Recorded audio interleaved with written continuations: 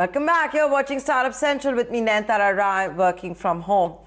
Well, it's end of 2020 is almost here. What are the travel trends are we seeing? If you want to go still for a holiday on Christmas and New Year's, is it possible if it's going to be affordable? What are the safer options? What if you don't want to take a flight? And remember, you have started seeing travel come back with people going to the beaches and the mountains to work. So let's discuss this and more with the co-founder and CEO of MakeMyTrip, Rajesh. It's always a pleasure talking to you. Thanks so much for joining us. Why don't you tell us how strong a bounce back for travel and hospitality? Remember, we're talking soon after the Airbnb IPO as well. A mega surprise for Wall Street and all investors around the world. But give us an idea what's happening back home. Yes, you're absolutely right. Travel has been coming back for last few weeks. I would say a couple of months now. November was better than October in general overall. But specifically, and that was the new trend that we saw, which is very welcome.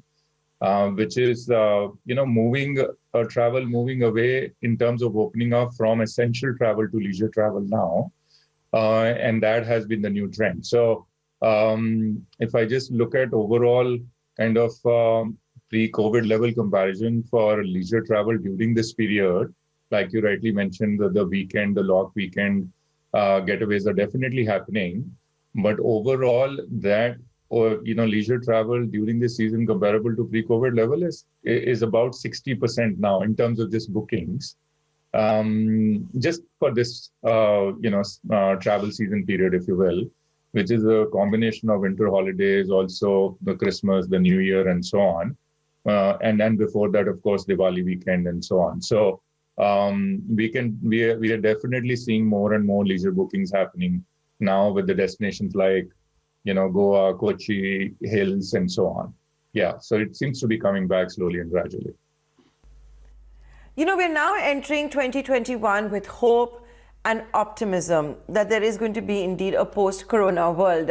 You've already started seeing the vaccination drive in the UK, US. Prime Minister Modi is promising it's a matter of time over here as well. What that also means is all this chatter about if you're going to have a COVID passport, which basically means if you're not vaccinated, will you be allowed to fly? Like in the case of, let's say, yellow fever in South Africa. Do you think this is the way the world is headed? Yeah, no, I think it's a great question. So, we do believe, I think there are two aspects to it, the whole COVID vaccine scene, if you will. See, one aspect is just the overall sentiment changing, the narrative changing, just the apprehension and the fear going away and saying, the vaccine is now coming up and, it's almost kind of every day there is a positive news around it. There are implementation plan for rollout being discussed and so on and so forth. So that kind of sends a very positive message in everybody's mind and saying, and it's kind of reassuring to say it's, we've been talking about it for a while and now, it should be around the corner. And those are all real good, genuine news that is kind of coming up. So that's going to be positive. So I think that's definitely going to help the overall travelers, consumers, just in terms of, the change of mindset in terms of just the fear and apprehension beginning to sort of go away. And there's some hope at the end of the day kind of a thing. And then the second very important aspect is the rollout part of it. And then that we all know that in a country like ours, it's going to start with the priority sector. It's going to start with most vulnerable first as the plan is being talked about. And that's going to take a little while to get rolled out completely. So once, that starts, and depending upon what's the sort of rollout plan and how the implementation takes place, I think one of the main segments that's going to get positively impacted with that is going to be international travel. See, domestic travel now, we believe is already kind of on its way. It is a matter of time. Even, it didn't really wait for vaccine. If you think about it, it's just been opening up, and the capacity-wise, demand-wise, it's just yes, there is a bit of a lag effect between demand and supply, but it's kind of opening up slowly and gradually. And that I think will continue to keep opening up. Yes, vaccine will come in, it will further open up, especially maybe business travel, corporate travel, specifically large corporate travel. But the largest segment that's going to get impacted because of vaccine, because that even the air. But is this going to be a reality, the COVID passport? Yeah, no, I think a lot of the conversation has been happening around it, and I'm trying to make 2 points. So one is in the interim, what happens, when the vaccine is little away in terms of final rollout and all, and these kind of concepts have been discussed. Air bubble was one concept where between the two countries or between the bubble countries, you would end up having safety protocols, and there also at least from our point of view, also, we've reached out to many countries' tourism boards to say, can we just make the test mandatory prior to departure and keep then the conditions when the customers arrive, fairly consistent in terms of no quarantine and all. And even if there is a test just 48 hours before the return, and maybe that is the way to go, and which is what our proposal has also been. And, IATA has also kind of requested in their message as well, that try to make it consistent. It's super inconsistent, and we need to get started with travel. And I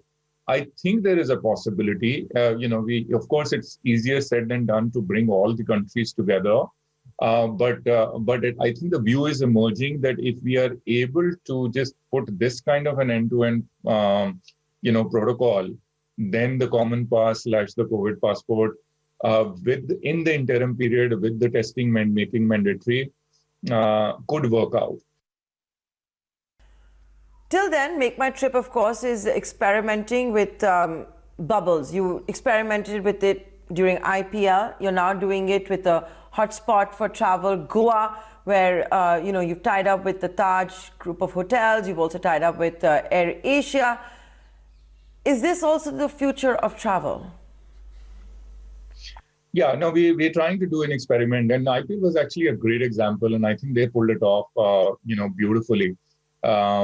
Just the whole bubble concept, trying to keep it extremely tight and so on. Of course, there was no audience and stuff like that, but at least from a game perspective, I think they pulled it off very, very well. And from our point of view, we also believe that we can experiment with this kind of a concept. Definitely for international, as I mentioned it to you, we've been trying to talk to and get other tourism boards of other countries aligned, which is sort of work in progress. But in the meantime, we thought, let's just experiment that in domestic and launch a product which is like a home-to-home product with all the safety and hygiene protocols maintained, which includes the sanitized cabs to pick up, and before that there is a test that we would help and facilitate, and then people can just get the test done. So negative report, come to the airport, take the charter bus, middle seat vacant, reach to a particular hotel, and that's kind of sanitized, curated from working with the partners and so on. So end-to-end experience in the bubble, so that there is a absolutely remote chance of anyone kind of getting exposed to the virus. So that is the concept, and we've recently launched. We'll see how the traction is. It's just very recent, early days, and this is just one experiment. We wanted to test it out first, and then see, based on the traction, and then we'll probably follow through. But this is the product, and I think it's an interesting product, and there would be takers in the market, for this as well. And while I say this, it's also true. That the normal travel is also to Goa is also happening. So a lot of the bookings are happening, and people are just taking all the precautions perhaps, during, of course, at airport, during the travel, but, maybe while landing as well. And it might be that the mindset is changing to say, take all the precautions and travel anyways. Now, if that happens, we would know in some time. So this is from travel date. Travel date is from, I think it's about 23rd December and return on 27th. We'll see how it goes, and based on that, then we'll follow through on that. We're not very far from Christmas and New Year's. This is the time when things get really crazy on pricing. Is that still the case this year? No, not at all, actually. No, it is much more, much less expensive than the last year, rather. No, because like I mentioned, there are many other segments that have not really opened up. Like even the leisure destination, a lot of them attract, the MICE segment as well as weddings and so on. So which is not happening. I mean, they are happening in a limited sort of way. So it's actually going to be less expensive. I think there are already great deals that are out there because everyone is kind of, working towards focusing on, bringing the occupancy back rather than doing the yield management for now. So it's going to be less expensive. It's actually pretty attractive in many cases, and that is where I actually believe that is also one of the reasons why people are kind of getting tempted, and also, I mean, it's kind of also acting as one of the trigger points for people to go out there and travel.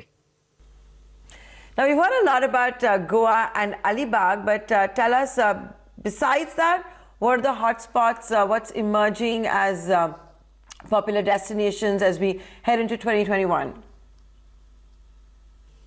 Yeah, so Nayantara, actually, you have to see it. Sometimes what happens is that we get fixated with the select dates and select number of properties. Goa overall, if you really see just as a complete destination, there are plenty of opportunities available and not necessarily sold out by any stretch of imagination. And there are good hotels where the inventory is available, and there is a possibility that at least at this point in time, the pitch is to just make sure that those dates, which are most critical, long weekend, Christmas, as well as the New Year weekend dates, the prices are high, which is possible. Again, I do believe, relatively speaking, from a year ago, be lower. And then there are other options as well.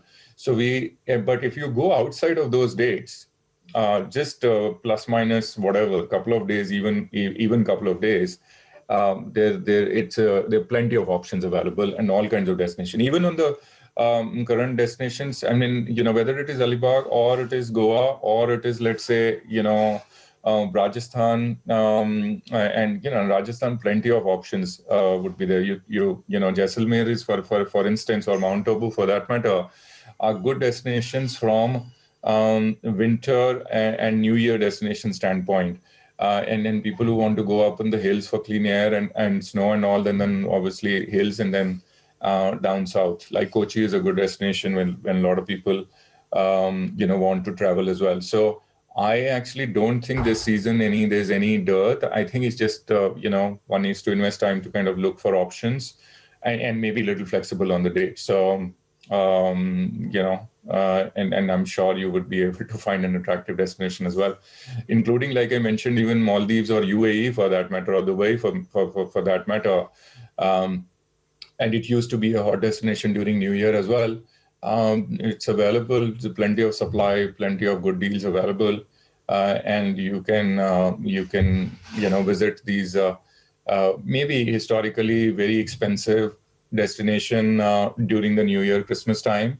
But this time around, depending upon what you're looking for, with a little bit of flexibility here and there, you can get really good deals. Well, those are the hotspots and travel trends as we enter 2021. Rajesh, it's always a pleasure talking to you. Wish you and the entire team at Make My Trip all the very best.